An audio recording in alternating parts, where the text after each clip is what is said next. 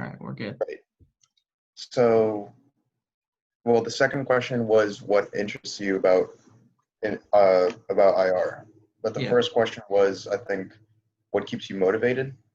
Yeah. How do you stay motivated and confident? Um, I'd say in my case, it's sort of just a look to the future and sort of a realization that, yeah, like it seems like it's very far away, but right now I'm still young, so we're gonna do it in like small steps. It's not like a huge leap. It's not one huge like project. It's more just small little things that'll eventually get me there. Yeah, I have to agree with that for the first question. It's just kind of like once you gotta kind of have to keep hope for something, right? Hope for, those small steps to build on your passions or to build on how you want to see our society, or whatever topics are of interest to you specifically.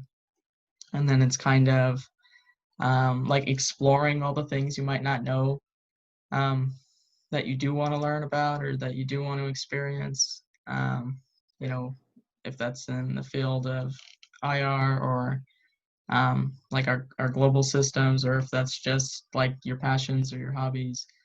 Mhm. Um, it's just kind of like, yeah, what keeps you motivated is just, learning more, exploring about what you don't know necessarily that much about.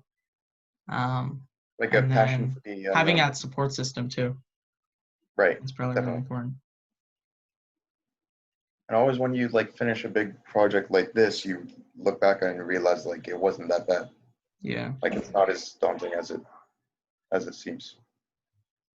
It's kind of just like take each thing, at its own time, build Yeah. upon each step, and then Whichever pace you're yeah, comfortable with. exactly. Now Yeah. the second question was what interests you about IR, about international relations. What is exciting about IR to you? Yeah. For me, I'd say if anything, the diplomacy and history behind it, because all like most motivations or basically all motivations have some sort of historical background to it. And before my interest in IR, I was very sort of um, interested in history, and that's how it's sort of intertwined with it too.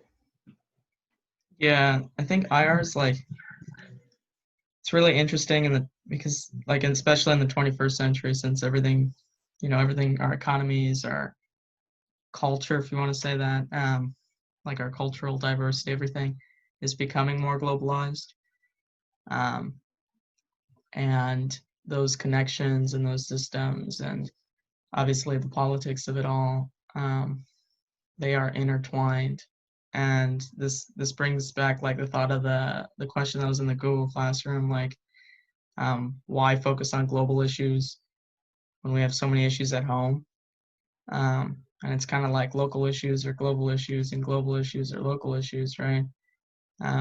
Because of the nature of how our international like environment is playing out. And I think we understand like the consequences um, of not being involved. And obviously, I think especially for me, IR is very intriguing because there's so many different like pathways for involvement. It's not just because this is IR. The entire essence of IR is bringing in different subjects, right? The politics, the history, the Mhm. economics. Obviously, with all the different sectors and industries, if that's healthcare, or if it's issues like poverty or climate change, of course, or like global sustainability, things like that. And I think that's what's really interesting, especially when we're living in the COVID era. Yeah, So yeah, that was a very good answer. that's Hmm. really it. Yeah, I think that answers it. Yeah, All right. 15 minutes left.